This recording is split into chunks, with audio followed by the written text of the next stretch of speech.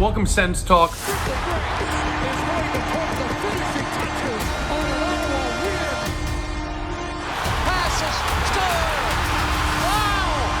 What a play!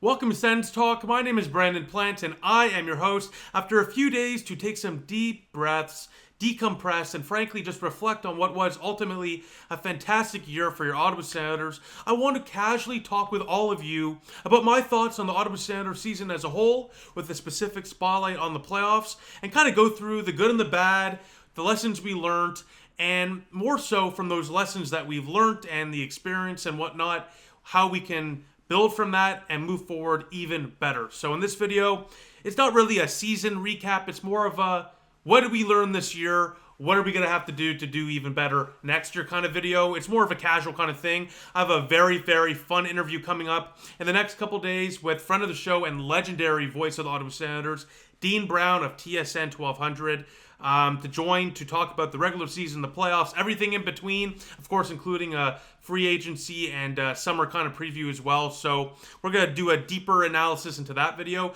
But this one, I just kind of want to broadly take a look at some key things that really stood out to me that are going to be key for the Ottawa Senators moving forward. But also, I want to take a look at some players specifically in the playoffs. In the regular season, we know who stood out. We know who didn't stand out. But in the playoffs, I think that's a different element, and I think we can learn a lot about some of the players that stood out and some of the players that did not stand out, and I think it kind of says more of the story than it would just for the regular season, just because, again, the playoffs are ultimately that matters, and we've spoken about the regular season to extent. I've done 82 plus videos in the regular season, so I want to focus a bit more on the playoff series, specifically in the players that stood out to me, because again, the playoffs, it's a different energy, a different element. It brings out a different style of player sometimes for some of these guys.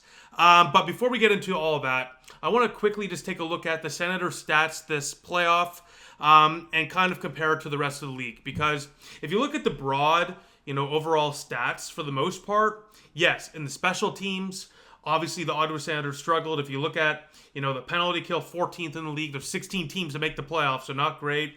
64.7%. Power play, 13th at 20%. So special teams obviously has to improve. If you continue looking at your screen right now, this is where things really look good for Ottawa. If you take a look at some of those outer metrics and, of course, the possession metrics, the Ottawa Senators were very, very good. Top 10 in the league in many metrics. In hits, top 3.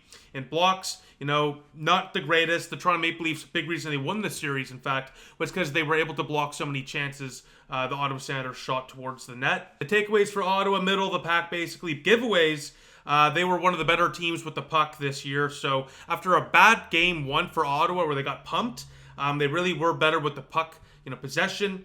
Team save percentage, we'll talk about that later on, not the greatest. Team shooting percentage, still in the top 10 there. That's more so, let me just say this. That team percentage at 11.11, shout out Alfie, 11-11, holy cow. I can't believe you didn't win the Stanley Cup with a shooting percentage like that. You would think that would bring some good luck. Shout out to Daniel Alfredson, Alfie, Sens legend. That's kind of hilarious. I didn't even notice that when we were taking a look at the stats before this video.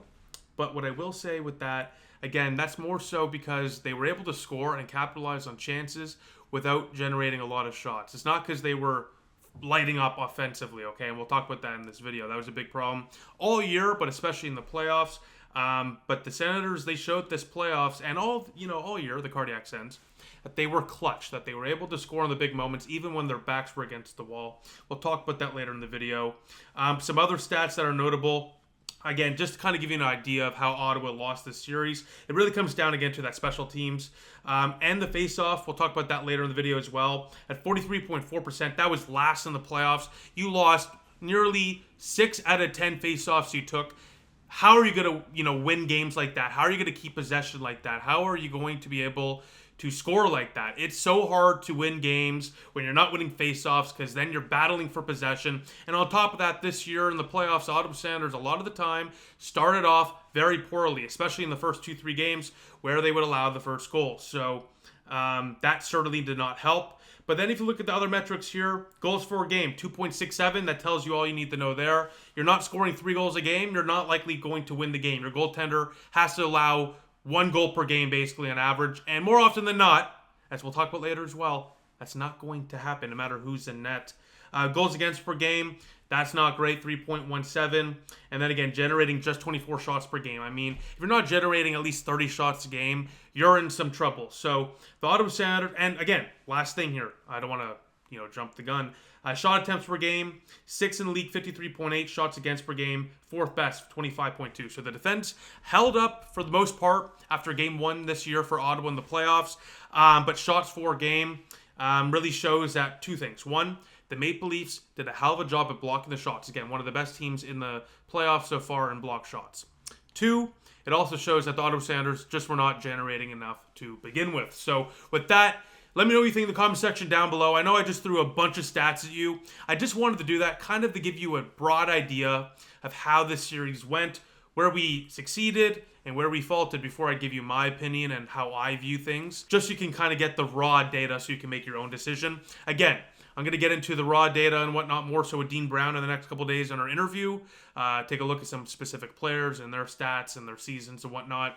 This video, more of a chill video. I just want to kind of take a look back at the season and kind of give my thoughts on what went right, what went wrong. So yeah, let me know what you think in the comment section down below. I think there's some good to take from that. There's also some bad to take from that as well, and we'll talk about that in a minute here. But before I jump into some of the things that we learned this year, and more so in the playoffs, and, from those things that we learned, what we can improve on, how we can get even better, everything in between, basically the lessons from this year and the playoffs to take with us moving forward. I want to say thank you to Dylan Puckniak and Keller Williams Sports and Entertainment for sponsoring Sens Talk, as Sens Talk is proudly presented by Dylan Puckniak, Ottawa's exclusive realtor with Keller Williams Sports and Entertainment. Providing a bilingual real estate service that serves the Ottawa-Gatineau community, Dylan Puckniak is also specialized in supporting professional athletes that come and go in our city, providing service that takes care of the people at the highest level. For a realtor experience that puts you and your needs first, visit dylanpuckniak.kw.com. That is dylanpuckniak.kw.com to find out more today. So here are 6 things that we learned this year and in the playoffs that we can take with us moving forward. Some things that we already kind of knew and are going to expect moving forward, and some things that we really found out this year and are going to need to improve on moving forward. So with that, number 1, it all starts from the top. And I know that might sound cliche, but it truly does. The Ottawa Senators, they struggled for a myriad of reasons, right? There's a bunch of reasons why they struggled after 2016-2017. One of the biggest reasons why they struggled and they absolutely just crumbled from within is because they didn't have that leadership structure throughout the organization, right? From the top to bottom, there just wasn't a cohesive leadership structure. It was chaos. It was disorder. The locker room at the time was arguing. You had media all over the Ottawa Senators because the ownership and even the management just couldn't stop saying some insane things, right? So it was chaos all over. It felt like a sinking ship in ways.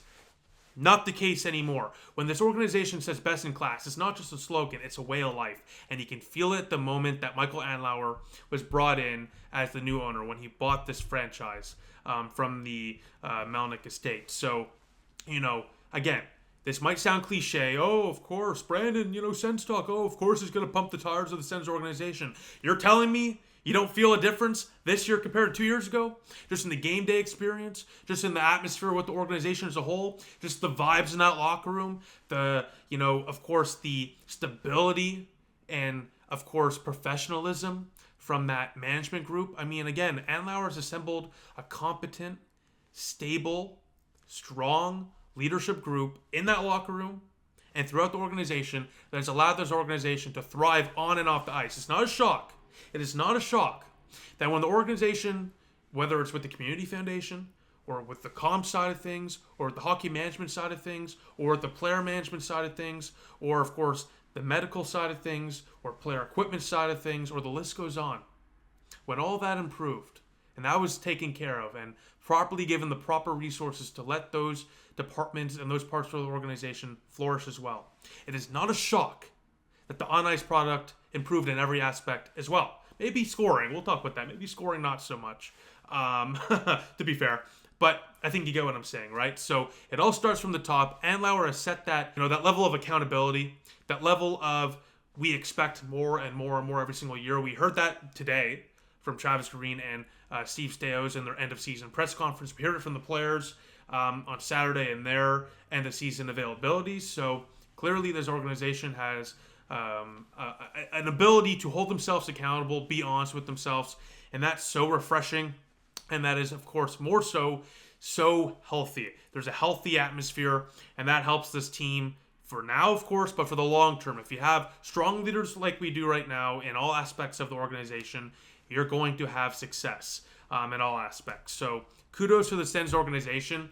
Again, 3 years ago, it felt like a sinking ship, right? It felt like the Sens organization was just chaos. It was like a dumpster fire, right? And 3 years later, again, maybe I'm a little biased, but it definitely feels like, a case study for turning around like that, getting some stability. I mean, you got Cyril Leader on the business side of things. You got Steve Stais, Dave Poulin on the management side of things. You got Ann Lauer, of course, at the top. You got Travis Green, Mike Yeo, Danielle Alfredson, and others on the coaching side of things. And the list goes on, right? So, you have some great people within the organization. And that certainly helps. Now, number 2, Brady Tkachuk is playoff ready. Holy cow, did this guy ever have a fantastic playoff? And in the regular season, look, all the stats for the Ottawa Senators this year dropped. The numbers, other than like Drake Batherson, the guys, their numbers dropped. Tkachuk, the only reason he wasn't a 30-goal scorer, he was basically a 30-goal scorer. The only reason that he didn't pass 30 is because he missed nearly 10 games this year for the first time, or 10 games actually, for the first time in his NHL career because of that injury he dealt with after the Four Nations. And then obviously, of course, because we already clinched the playoffs, there's really no reason to, rush him into the lineup before the playoffs begun.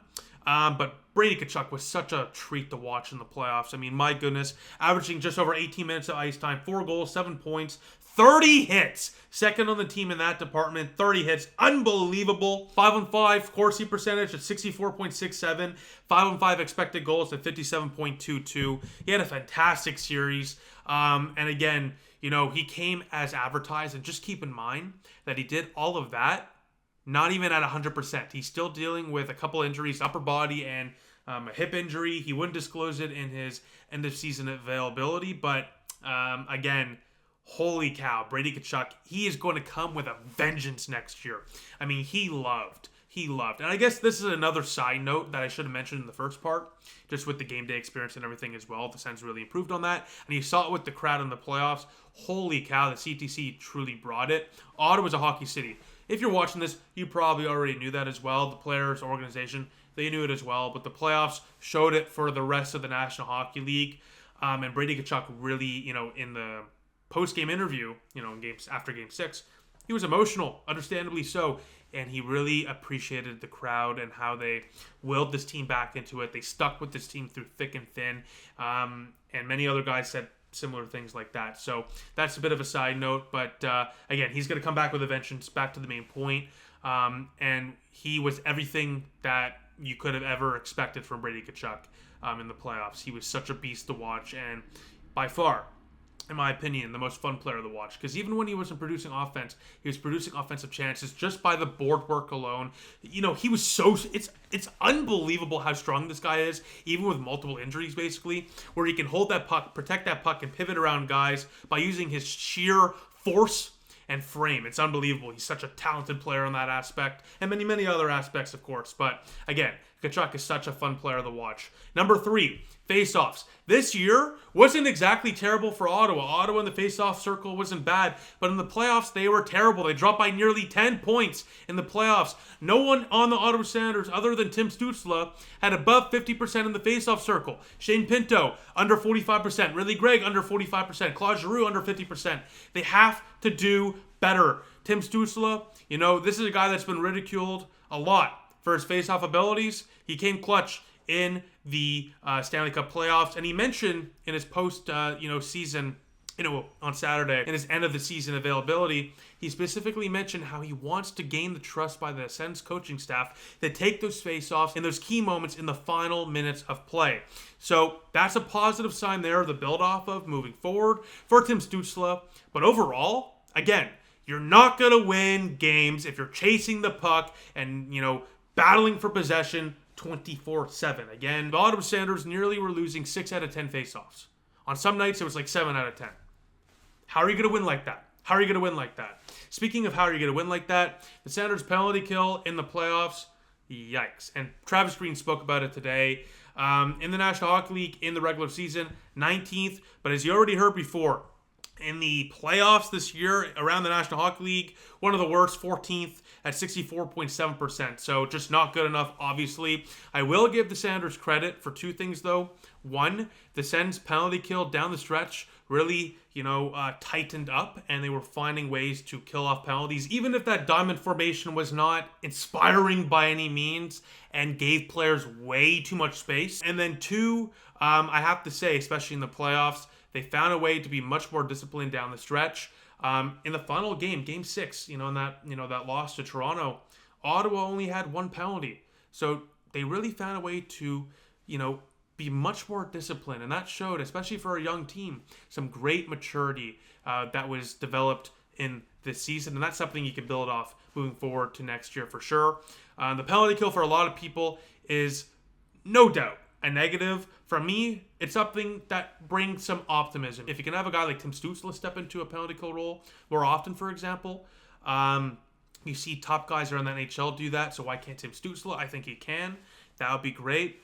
But more so, to see how the penalty kill down the stretch really tightened up and to see the discipline in the playoffs, there's some reasons for optimism there. There really, really is, to be honest with you. Number 5 is pretty straightforward, and you're probably all expecting this. While we definitely had clutch goal scoring this year, we need more goal scoring. We didn't have a single player this year score 30 goals or eclipse 80 points. Tim Stützle, 1 point away at 79. So Stützle, I know he has more to give. He said in his, end of season availability, he has more to give. We saw it in the playoffs. He was dancing all over, but he has to put the puck on net. And that really is what it comes down to. They need to put the puck on net. And that is something they struggled with all season, and especially in the playoffs, the shot selection. It's something that Cousins also spoke about, like Tim Stützle in his end of season availability on Saturday. The shot selection from some of the guys on this team at times just gave you a little bit of confusion. And again, easier to say if you're a guy like me watching on the couch or in the stands than being on the ice in the moment to say, oh, shoot in that key moment when you see the whole play develop. When you're on the ice, a little bit different. A guy like Tim Stützle is going to figure it out, so I'm not worried. But that is definitely a thing they need to improve on. It is that goal scoring and that shot selection. I mean, and again, you have a serious situation when you also have a guy like Claude Giroux who's not getting any younger. He, in this playoffs, wasn't terrible by any means, but he showed that he can't keep up really anymore in a top 6 role. He's probably fine there in the middle 6, but on a top line role especially, he's not there anymore. He has the offensive ability, sure, and the hockey IQ, no doubt. He's a future Hall of Famer, but the speed just isn't there. And that is hurting the team, especially when you're on a line with a guy like Tim Stützle. You need all the guys around him to be able to keep up. Otherwise, it's just one guy v4, right? How many times did you see Tim Stützle march into their zone, not even just in the series, but in the regular season, and then get shut down because he had no one with him? There's no support. Maybe Kachuk at times, but again, there's really no one there. So maybe Zetterlund's a guy like that, but and we'll talk about this in future videos. We need a right wing addition, whether it's in a trade, whether it's through free agency. They need a right wing addition. Steve Stais today said that we have internal options. I'm not buying that. He's just playing his cards close. We don't have internal options. I mean, there's no internal option right now in the Ottawa Senators that can step in tomorrow for next year and be a top 6 guy. There's not one. Name me one in the comment section down below if I'm wrong. Maybe I'm wrong. I'm not buying it. So that is something you need to improve on. I mean, also just looking at the playoffs just quickly for a sec. We'll talk about it later. But the third line, defensively, more than fine. I think they had a very good series in that aspect. But offensively, just 5 points combined. Need more from your third line, no doubt about it. And last thing here, just for scoring. The 5-5 scoring absolutely improved down the stretch, but 5-5 scoring is something that we'll need to improve on more consistently throughout next year. We were lucky the power play, again, the Senators, the cardiac Sens, were able to score clutch goals. And that is a talent in its own right?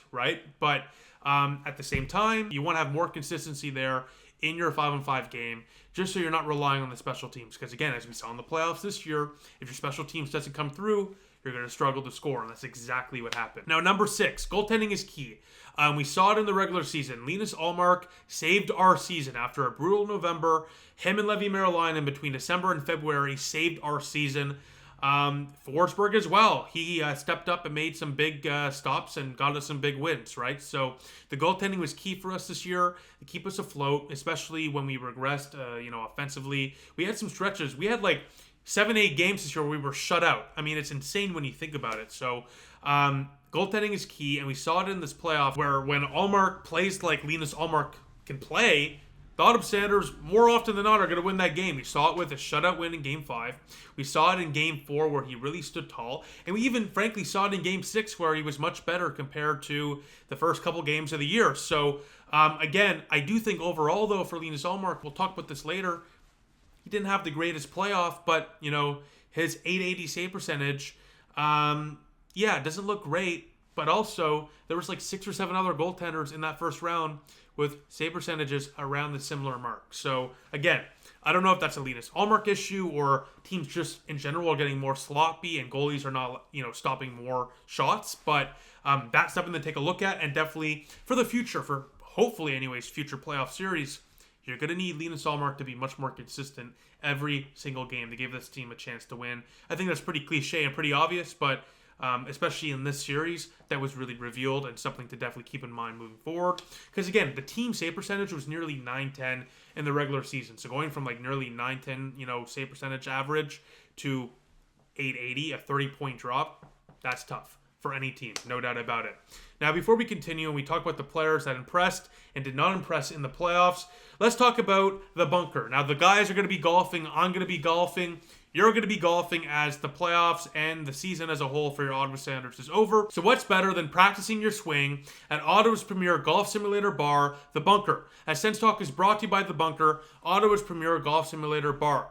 Whether you're working on your game or just looking for a fun outing with friends, The Bunker offers a welcoming atmosphere, knowledgeable staff, great drinks, and a top-tier golfing experience. So make sure to visit one of their 2 locations, either in the heart of the Glebe or in the East End, just off the Anderson Road exit. Book your tee time today at golfbunker.ca. Now, for players that impressed me in the first round in the Battle of Ontario against the Toronto Maple Leafs, and just keep in mind, this is separate from the regular season. I already mentioned Brady Tkachuk and what he did. He was fantastic. Jake Sanderson, I thought he had a pretty decent playoff series. I'm not upset by it by any means. I mean, again, he averaged 26-19 on ice per game, 3 points, 6 hits, 12 blocks. Corsi for percentage at 5-5 at 56.85. He had a very, very good playoff series. Nothing bad whatsoever. I just thought offensively we would see a bit more from Jake Sanderson. Again, I think that's me being very critical and having extreme expectations on the kid who just had a fantastic breakout year in the National Hockey League, had a fantastic dominant Four Nations tournament, and had a fantastic, pretty solid overall playoff series. So I think that just stems from the fact that I see Jake Sanderson as a top 5 future defenseman in the National Hockey League, if he's not already there. So he had a very overall solid playoff series. He definitely stepped up big time in terms of his defensive side of the game. I just think offensively, it would have been awesome to see him contribute a little bit more. But again, maybe I'm asking for a bit too much from a defenseman. Ultimately, your forwards are the guys that should be scoring, not only the defenseman. So, again, maybe I'm being a little too harsh on the guy. But, again, by no means did he have a bad playoff series. Now, speaking of forwards, Tim Stützle was fantastic in the playoffs, averaging just over 20 minutes of ice time, 2 goals, 5 points, 34 hits. He led the Ottawa Senators in hits. This guy puts on another 10 pounds to 15 pounds or so this summer. Wow, this guy's going to be a human wrecking ball. Imagine him and Tkachuk and Zetterlund on one line. Holy cow. So that was impressive to me.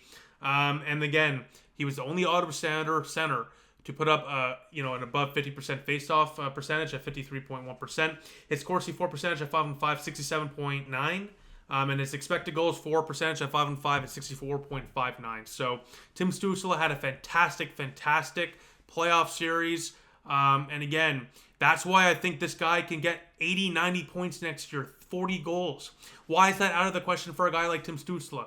He should absolutely be getting 80 plus points. So he impressed me, but we just know that the ceiling he hasn't hit it yet. You know what I mean? And it's only going to get better and better and better for Tim Stützle. No doubt about that. Now, Tyler Kleven is a guy that a lot of people, including myself, were very impressed with during the playoffs, averaging just under 16 minutes of ice time. He put up 2 points, had 16 hits, 8 blocks, and a Corsi for percentage at 5-5 at 49.17, and goals for percentage at 54.10%. But I think this was a coming up party for Tyler Kleven. I mean, in Game 6, he had 4 hits alone. He was a human wrecking ball and provided a physical edge to the Sens blue line that just wasn't there if he wasn't, playing. So that third pairing with Ben Paulo as well was very solid, but Kleven in particular, really, I think this was like the coming up party for him, right? To the National Hockey League, to put him on the scene. And again, he's an RFA this summer. Steos today said he has no concern at all about getting that extension done with Kleven. But he probably got himself a little bit more money after a fantastic playoff. But again, Steos and Green both said with a guy like Kleven in, preseason and in training camp, they expected more from him. They thought he did not have a good camp and preseason. I thought the same thing. So hopefully he can build off this and continue to improve. And I don't see any reason why that won't be the case. Now, Shabbat Shalom, Tom Shabbat, Hatsam Bacho, baby, had a fantastic playoffs. I was so impressed with him. Just under 25 minutes on average, 4 points, including a goal, 8 hits, 8 blocks, 2 takeaways, 5-5 Corsi for percentage of 60.53, 5-5 expected goals for percentage, 58%. He was fantastic. Now, defensively, a couple of errors there with Nick Jensen, but overall, fantastic series for Tom Shabbat, especially offensively. We saw the good old Tom Shabbat carrying the play, and that was so fun to see. Artem Zub. Partly the reason I put him there is because I wanted to do that, and the other part is because I think overall, he got some flack in the series. I think overall he had a pretty strong playoff series, averaging just under 23 minutes of ice time, compiling 1 point, 3 hits, 15 blocks. So this guy led the Ottawa Sanders in blocks in the playoffs, of course, with 15 there. 1 takeaway, 5-5 Corsi for percentage, 51.76.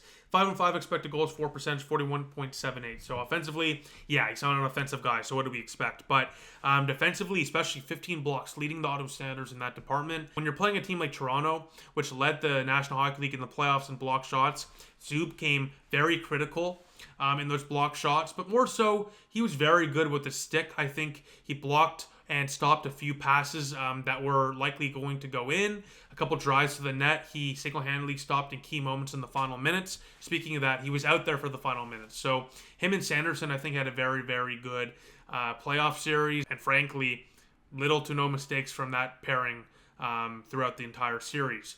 David Perron and Adam Gaudette are two guys that I just want to spotlight quickly as well, who impressed me purely because these are guys that were a bit of question marks going into the playoffs. What were we expecting from them?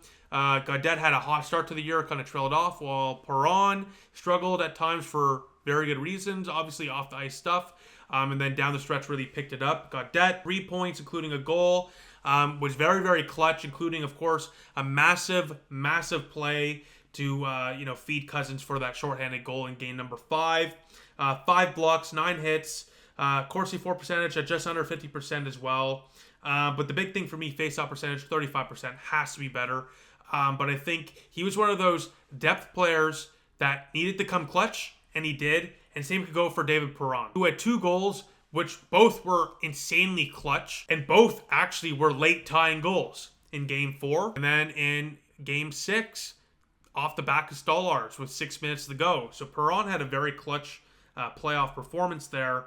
13 hits as well, so he was throwing around the body. 5-5 Corsi for percentage, 55%. 5-5 expected goals for percentage at just under 56%. So again, we didn't really know what to expect from David Perron and Gaudette, and they went above and beyond.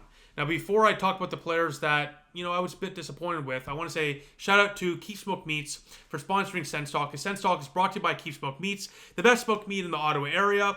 During a process that takes over 150 hours while using the highest grade beef, Keep Smoke Meats smokes their meat on top of a mix of Southern American charcoal and Keep signature flavored wood chips, leaving you with a savory Montreal-inspired smoked meat. But the best part, getting it is so easy. Just go to keepsmokemeats.com, find the smoked meat package you're looking for, press order, and boom, within days, you'll have freshly made, locally produced smoked meat dropped off right at your doorstep. So check out keepsmokemeats.com for the best tasting smoked meat experience in Ottawa today. Now, for players that disappointed me, these are some players that had some fantastic regular seasons. I mean, Drake Batherson, for example, had a fantastic regular season, new career highs in points. Dylan Cousins down the stretch. The Triple D line looked fantastic. Nick Jensen, a key fixture in that top four. Ottawa might not even make the playoffs without Nick Jensen. And Nick Cousins, before getting injured, was a rat, and we love to see it. So it hurts for me to say that they disappointed in the playoffs, but they did. Dylan Cousins, in particular, threw around the body. I love that. 27 hits, which was great to see. But again, and the underlying metrics look fine. The Corsi for percentage, 54%. Expected goals for percentage, 5-on-5, 53.36%. So the underlying metrics for Cousins looks good. But in a lot of those goals, he was out there getting burnt and he was getting exposed. Same with Batherson. So again, there was a lot of flybys, a lot of lackluster defensive coverage, which, of course, in the playoffs you can't get away with, and we didn't. So that was disappointing for me to see. And this all stems from the fact that I expect a lot more from Dylan Cousins to Drake Batherson and Jensen and Cousins, that being Nick Cousins, because I know they can give more. And I'll talk about this with Jensen in a sec. I think he gave all he could, to be honest with you. I think it's just he's there because I think he was the only player that really stood out as a glaring negative at times. But even then, he played pretty well considering what he was battling. But for Cousins and Batherson in their own zone, just not good at all. Batherson in particular, I mean, he was just floating around. Some bad discipline, some bad decision-making with some passes. Of course, game winner in the overtime game, the first one. Bad floaty pass through the middle with a couple guys trailing. I mean, he could have just waited, stopped, set them up. Instead, bad backhand floaty pass goes back the other way. Doesn't even attempt to stop Domi. I mean, that was just atrocious, right? So I think he had a fantastic regular season in the playoffs.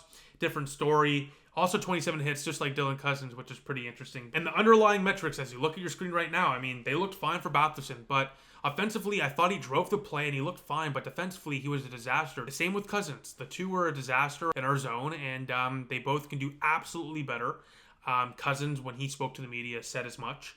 And I expect them to come out with a fire under their asses going into next, training camp and preseason and regular season, because again, they had a fantastic regular season, and don't let the playoffs erase that, right? Don't let the playoffs erase that, but we know they're capable of more, so I'm very excited to see how they bounce back. Nick Jensen is another player where, look, he didn't have a great series, but I think you can cut him some slack for that, purely because what he was dealing with this year was, and he didn't disclose it, but I mean, he might have to get surgery, okay? So he was an absolute warrior. The fact he was even able to play for Ottawa is astounding. True gritty guy right here, an absolute warrior, team first guy. So I don't want to harp on the negativity here on the guys. Again, they all had fantastic regular seasons. Ultimately, though, the playoffs are all that matters, right? And Jensen, multiple times had turnovers that resulted in the back of our net, and that needs to be spoken about, right? So overall, the Corsi 4 was pretty strong at just nearly 60%. So the underlying metric for Jensen also looked good, but the eye test says otherwise, where, again, the margins of error are so tight in the playoffs, where overall they might have been fine, but it's those few mistakes that are going to cost you, and that's what happened. That's why these guys are on the board here. Jensen's one of those. Game 6, right? He had a couple of bad turnovers. So Jensen, fantastic year. Hell of an ability to just battle through it to begin with. Definitely a little disappointed, though, because, again, Shabbat was flourishing, so it's a bit surprising to see Jensen struggle. And then Nick Cousins, I just wanted more. I think the stats overall are fine for him. Look at your screen right now. 14 hits and limited ice time is great. But I wanted to see him be more of a pest. I mean, sure, we saw him shoot that puck at Stallars in warm-up, but other than that, you really didn't see him mixing it up too much. Didn't see him drop the gloves once. Definitely just wanted to see more of a rat-like presence from Nick Cousins. Now, a couple of letdowns. Allmark, look, I think this is such a heated debate where a guy got us a shutout, right? He was fantastic in a couple of games there, but also in a couple of games just was not good. 2 wins in 6 games just is not good enough, obviously. So I think it's a mixed bag series for Linus Ullmark, where he wasn't a disappointment. It was a letdown, though, where he had a resurgence in the second half of the series. I think Game 6 he was fine. But the first game, not good. Game 2, not good enough. Game 3, not good enough. So Game 4, 5, and 6, he definitely improved. But again, save percentage, 880. I mean, just look at your screen right now. Just not good numbers whatsoever. But also the guys in front of him have to do much better, right? So there's a bit of this, a little bit of that. It's a bit of Allmark needing to make the big stop, and more so needing to make the save on the goal that should go in. That's what Stolarz did for Toronto. And then more so just the defensive coverage up front needs to be much better. Again, guys like Cousins and Batherson need to cover their guy. A few goals went in purely because of that. So that was a bit of a letdown. And then the third line offensively was a bit of a letdown. Defensively, more than fine. I liked Amadio's game. I liked Pinto and Greg. They were fine. But if you look at your screen right now, the numbers just aren't great for them. I mean, 5 points combined for the third line just is not good enough. And I said in my series preview before the Battle of Ontario begun, the Ottawa Senators, if they're going to win this series, it's because of their third line and that bottom six as a whole.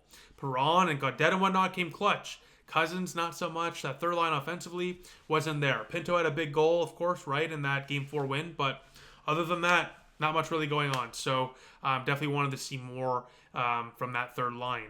Now with that, let me know what you think in the comment section down below. Who impressed you in the playoffs and in the regular season? Who let you down in the playoffs? And let me know what you think Ottawa should do coming up here in the summer, in the offseason. As what's next for Sens Talk, by the way, you're probably wondering. We got a lot of coverage. We got a great interview coming up with Dean Brown in the next couple days to kind of dissect the entire Ottawa Senators season and take a look at what's coming up for Ottawa in the offseason. And also, us here at Sens Talk, we got some videos coming up for the draft, for free agency, everything in between. Got a lot of stuff coming up. We're going to take a look at some players that Ottawa might target in the draft, what Ottawa might do with the first round pick, what Ottawa might do in free agency, and a lot more. So with that, stay tuned for all of that, and I'll see you all very, very soon. So I'll see you in the next couple days for that Dean Brown interview. And with that, thank you all for watching. I'll see you all very, very soon. Go Sens, go.